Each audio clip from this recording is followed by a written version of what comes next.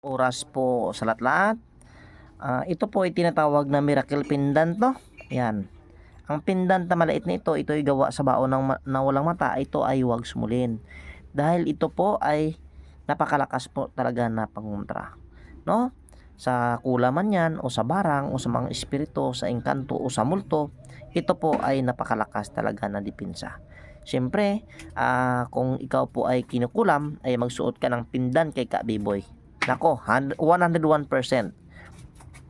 Hindi ka talaga tabla ng kulam. Pero pag mayroon ka ng kulam sa katawan, ay dapat ka talagang gamutin para mawala po yung kulam, no? At saka ang iba, for example, nagamot ka na ng kulam, ay akala mo hindi na nakuha yan at nagpagamot ka na sa iba, hindi mo pala alam na nabaklas na pala ang kulam na yan. Kaya nagtaka ka, doon ka sa kabila gumaling, pero hindi mo pala alam nung unang gumamot sa iyo ay gumaling ka na. Yan, kaya sa interesado ng panangga na yan, ito po ay miracle pendant. Napakalakas talaga na panangga, ito ay maging pangkalahatan.